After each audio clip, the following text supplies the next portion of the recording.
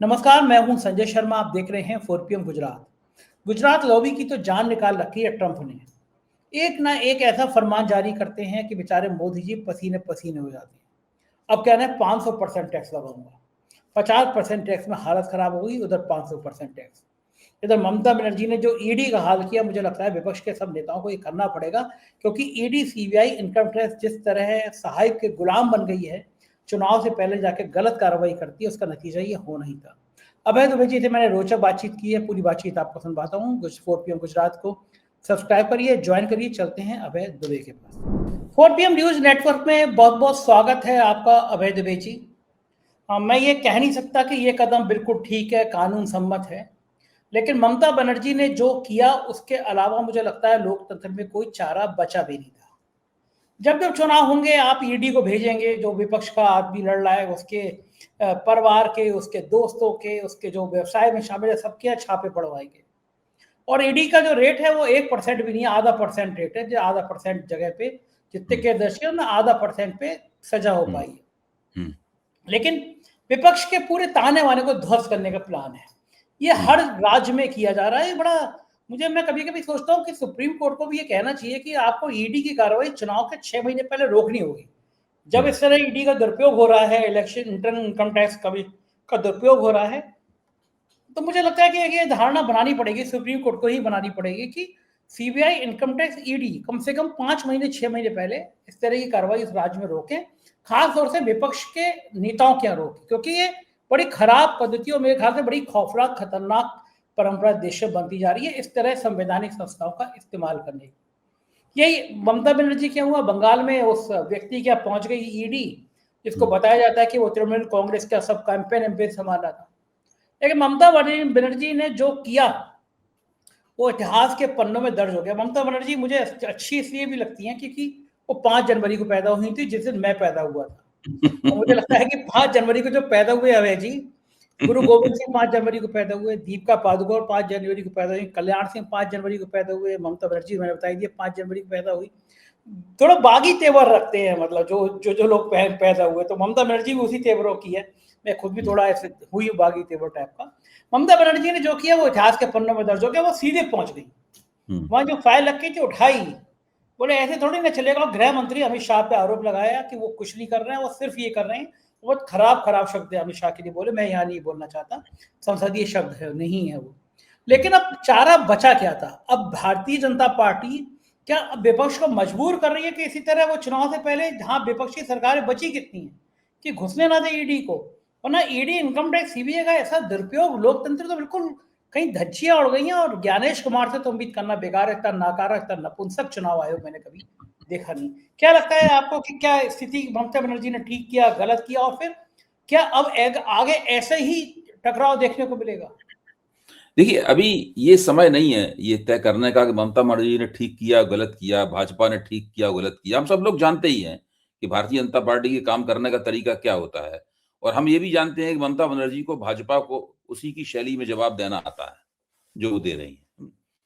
यहाँ पे जो मैंने अपने बंगाल के कुछ पत्रकार मित्रों से इस घटनाक्रम के ऊपर चर्चा की, तो उनसे बातचीत करके मेरे दिमाग में जो परिप्रेक्ष्य आया वो मैं आपके सामने रखना चाहूंगा। मेरे ख्याल से वो आपको भी दिलचस्प लगेगा। देखिए, जो आईपैक संस्था है, जो ममता बनर्जी की रणनीति देख रही है, ये रणनीति उसने पिछले लोकसभा चुनाव में भी इसी ने रणनीति बनाई थी, और उससे पहले विधानसभा चुनाव में भी इसी ने रणनीति बनाई थी। ये संस्था प्रशांत किशोर ने स्थापित की थी, प्रशांत किशोर की स्थापित की हुई संस्था है।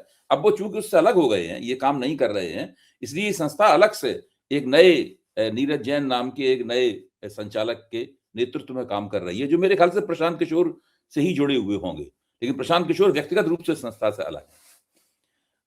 2020 में आईपैक के खिलाफ ईडी ने एक केस दर्ज किया था, 5 साल पहले। वो केस था कि 20 करोड़ 10-12 करोड़ के का वहां पर कुछ वो हुआ है, मनी लॉन्ड्रिंग हुई है, मतलब 10-12 करोड़ की। अच्छा, 5 साल से सीबीआई ने केस दर्ज किया था, 5 साल से ईडी और सीबीआई उस केस के ऊपर बैठी हुई थी। फिर अचानक उनको चुनाव से ठीक पहले उसके सबूत मिल गए और वो छापा मारने के लिए पहुंच गई वहां पर।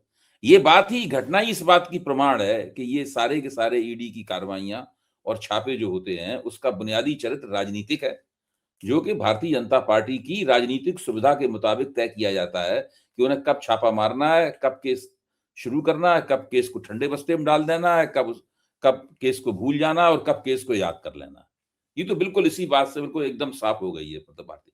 इसीलिए मैं कह रहा हूं इस पर चर्चा करने से भी कोई फायदा नहीं है। अब प्रश्न इस बात का है, ममता बनर्जी अभी सड़क पर खड़ी हो गई, उनके हाथ में एक नीली फाइल थी, दोनों हाथों में वो माइक पकड़े हुई थी। सोचिए, दोनों हाथों में माइक पकड़ी हुई थी और एक हाथ में तो माइक के साथ साथ अपने नीले रंग का मोबाइल भी पकड़े हुई थी। यानी दो नीचे की 2 उंगलियों से वो और अंगूठे से पकड़ी हुई थी मोबाइल, और ऊपर की 2 उंगलियों में फंसा हुआ था माइक उनके, और एक हाथ में माइक, और दोनों माइक पे एक साथ बोल रही थी, जैसे दोनों हाथों में उनके पिस्तौलें हों।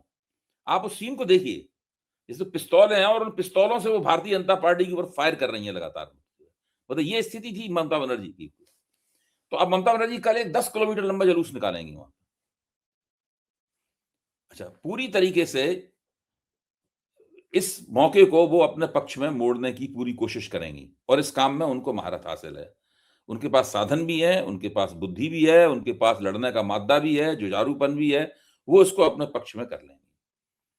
भाजपा सोच रही थी ममता बनर्जी को उसने विचलित कर दिया है, परेशान कर दिया है। लेकिन इस घटना के बाद से ममता बनर्जी के खिलाफ भाजपा ने जो भी पहले इसके पेशबंदी की थी, वो पेशबंदी पृष्ठभूमि में चली गई है। पहले पेशबंदी क्या की थी भाजपा ने? उसने हुमायूं कबीर के जरिए वहां पे बाबरी मस्जिद की नींव रखवाई थी और मुसलमान वोट को विभाजित करने के लिए जो 27% से लेकर 30% के बीच कुछ है वहां पर, मतलब उतने वोट तो ममता बनर्जी के पर्स में पड़े ही रहते हैं। बाकी वहां शुरुआती ममता बनर्जी 27% से ज्यादा आगे करती हैं। तो ऐसी हालत में स्थिति यह है कि वो जो पूरा उन्होंने भाजपा ने हुमायूं कबीर के जरिए जो प्रपंच रचा था, वो पूरा प्रपंच खामोश हो गया है और पृष्ठभूमि में चला गया। अब उसकी कोई चर्चा नहीं कर रहा है। सब लोग ईडी की रेड की चर्चा कर रहे हैं और ममता बनर्जी उसमें सड़कें भर देंगी। तृणमूल कांग्रेस के लोग सड़कों पर निकल आएंगे, वो सड़कें भर देंगे। तो मैं मानता हूं कि भारतीय जनता पार्टी ने जो रणनीति अपनाई है, हो सकता है कि इस रणनीति से भाजपा को ही नुकसान हो। ममता बनर्जी तो दरअसल इस रणनीति के जरिए एक तरह से वो अपनी वापसी भी कर सकती हैं चुनाव में। पहले भी कहीं गई हुई नहीं थी, ऐसा नहीं था कि कमजोर थी, लेकिन अब उनकी और ज्यादा मजबूत वापसी ममता बनर्जी की हो जाएगी। तो मुझे लगता है कि ममता बनर्जी काफी मजबूती से बल्लेबाजी कर रही हैं और बहुत मुश्किल होगा भारतीय जनता पार्टी को उन्हें चुनाव में हराना। अभी तक भाजपा को ऐसा कोई भी नुक्ता नहीं मिल पाया है जो ममता बनर्जी को कमजोर साबित कर सके।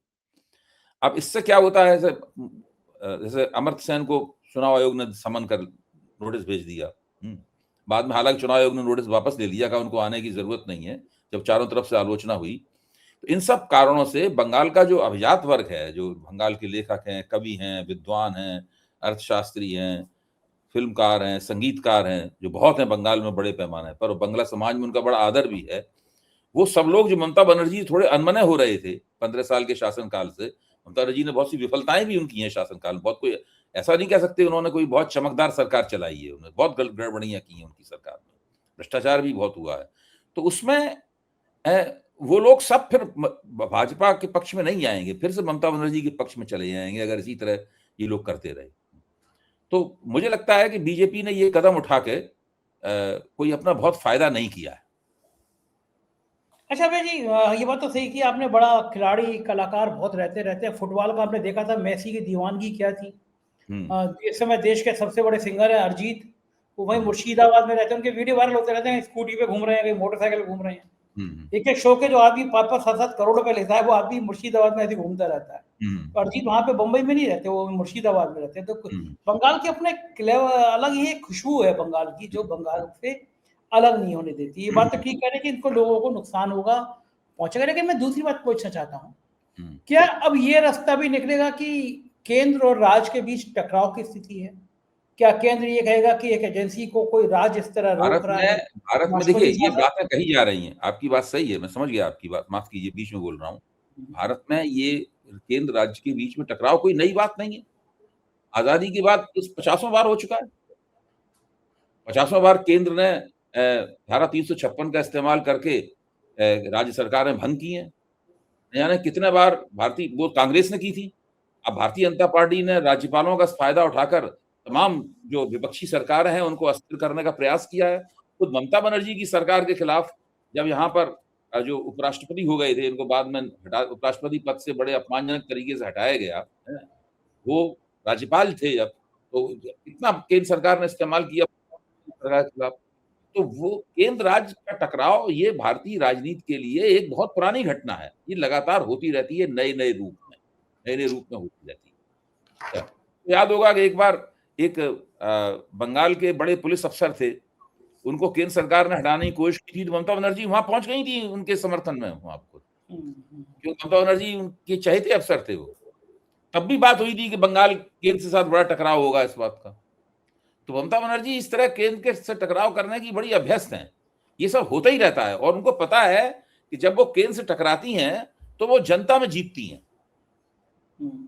राजनीति भी बढ़िया जीती है। बंगाल का मिजाज भी कुछ इस तरह का है। राजनीति भी क्या मजेदार चीज होती है। अभी 2 दिन पहले प्रधानमंत्री जी ने उनको हैप्पी बर्थडे कहा था, बाकायदा ट्वीट किया था, ममता दीदी जन्मदिन मुबारक, और अब पीछे पीछे ईडी भेज दी।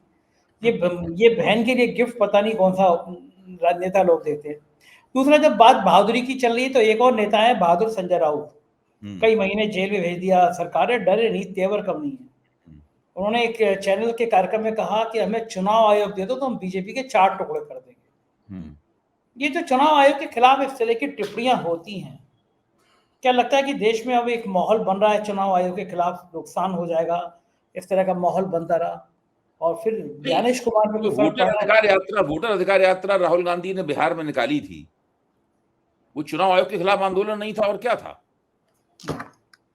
राहुल गांधी ने जितनी प्रेस कॉन्फ्रेंसेस की वो चुनाव आयोग के खिलाफ प्रेस कॉन्फ्रेंसेस नहीं थी तो और क्या थी? देश में पहले से ही चुनाव आयोग के खिलाफ एक आंदोलनकारी माहौल है।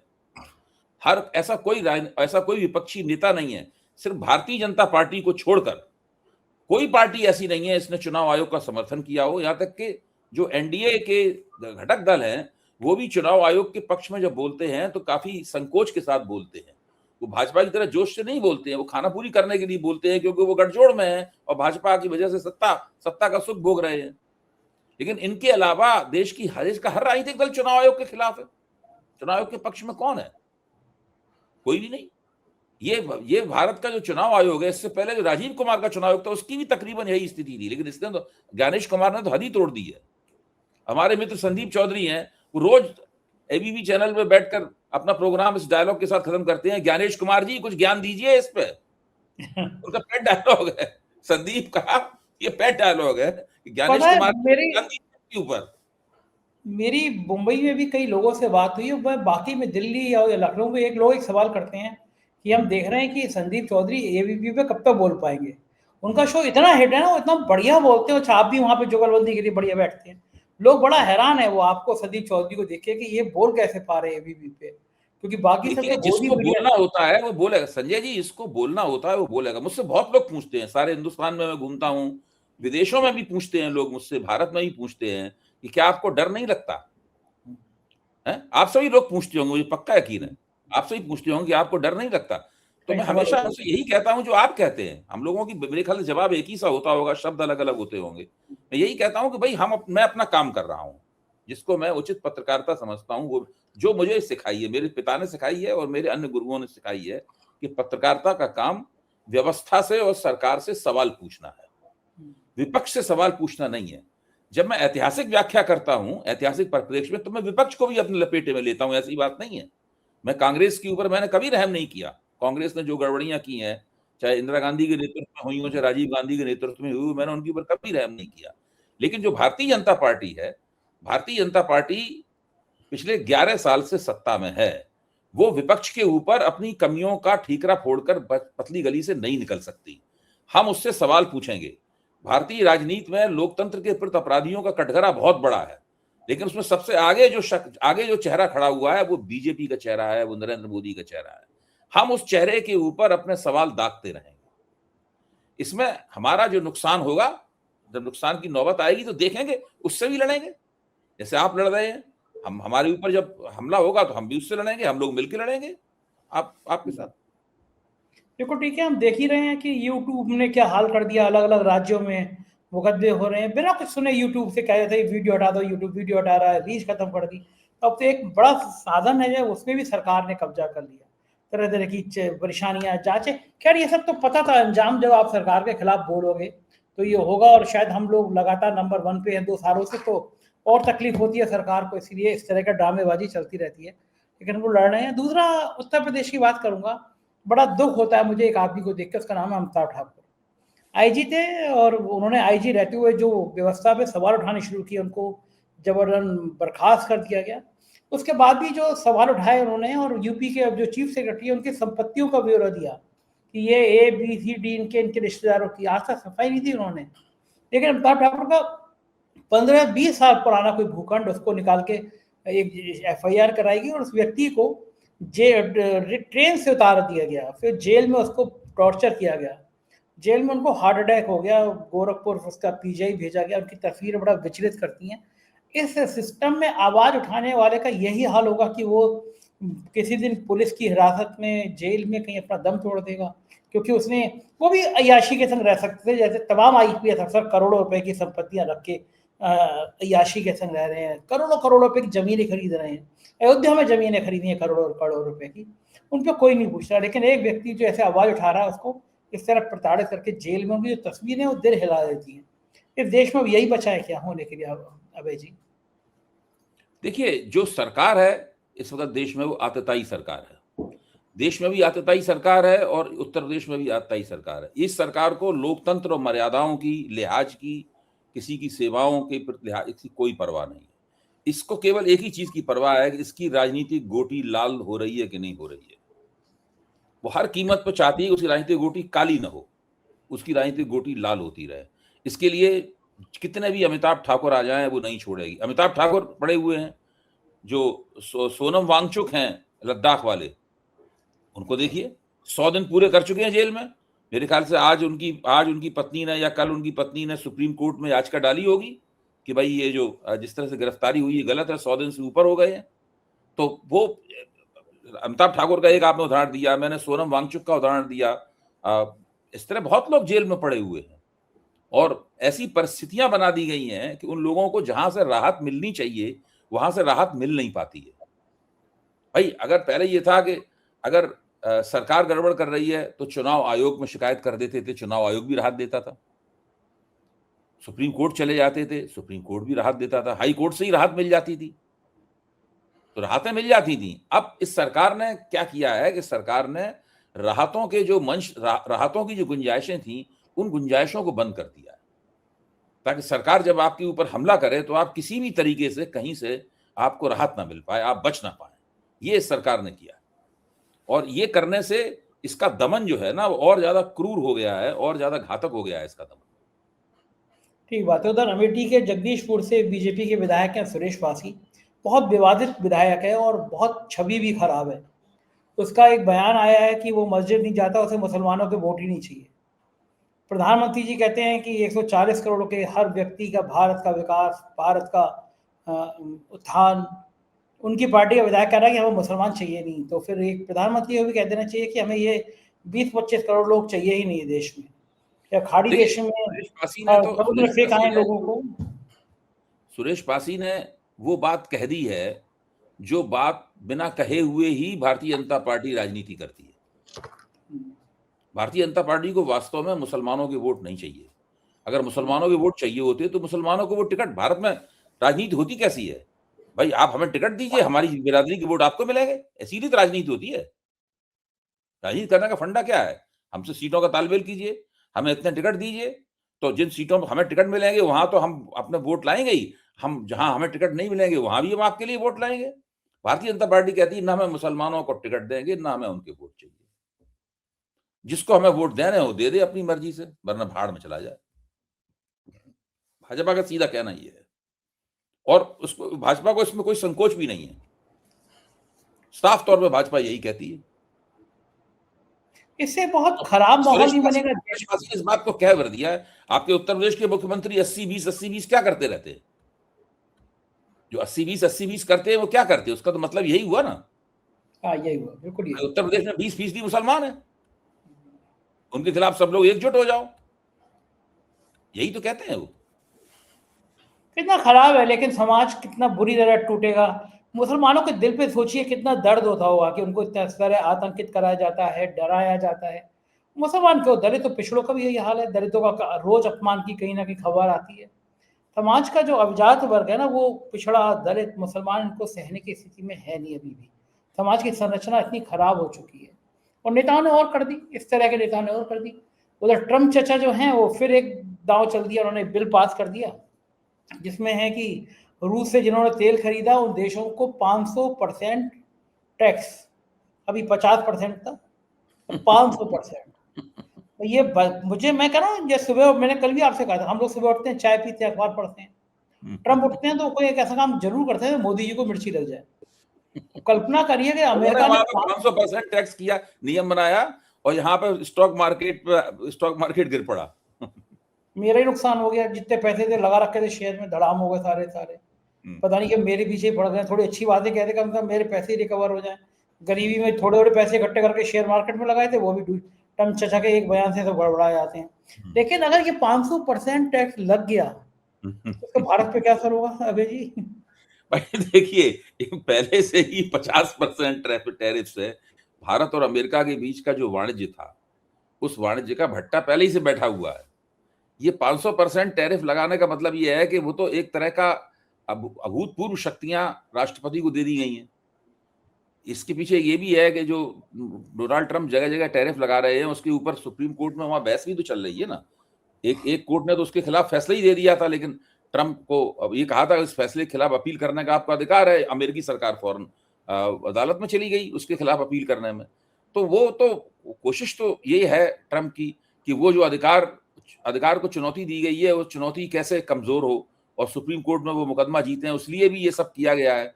जो लिंडसे ग्राहम, जो उनके नजदीकी रिपब्लिकन सेनेटर हैं, जिनके साथ खड़े होकर उन्होंने बयान दिया था कि मोदी को हमें खुश करना होगा, नहीं खुश करेंगे तो हम और टैरिफ लगा देंगे, ये वही लाए थे प्रस्ताव 500% वाला।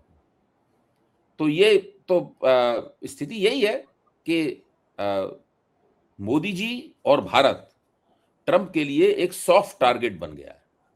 ट्रंप को जब अपना चेहरा चमकाना होता है, बताना होता है कि वो कितने नक्शेबाज हैं और कितनी इनकी रुतबा दुनिया में है, कितना दबदबा है, तो वो मोदी जी के लिए 2-3 खराब बातें बोल देते हैं, तो उससे भारत की भी प्रतिष्ठा का क्षय होता है।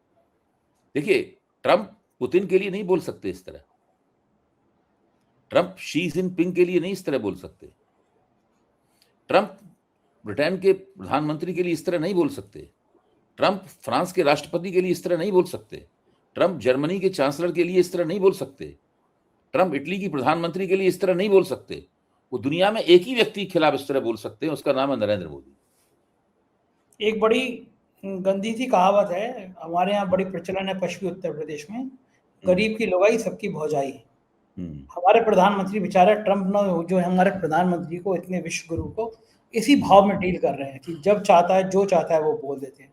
और हमारे प्रधानमंत्री जी को कोई जोर कहीं ट्रंप पे चलता नहीं, तो हम जैसे यूट्यूबर पे निकाल रहे हैं, ये जांच वो जांच, ये चैनल बंद कर दो, वो बंद कर दो, यूट्यूब को लिख दो।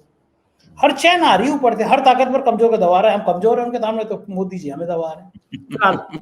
लड़ते रहेंगे, देखते हैं कब तक लड़ते हैं। बहुत शुक्रिया अभय जी, आपने इतना समय दिया, थैंक यू। ये तो अभय दुबे की बातचीत कैसी लगी बताइएगा जरूर। शुक्रिया, थैंक यू।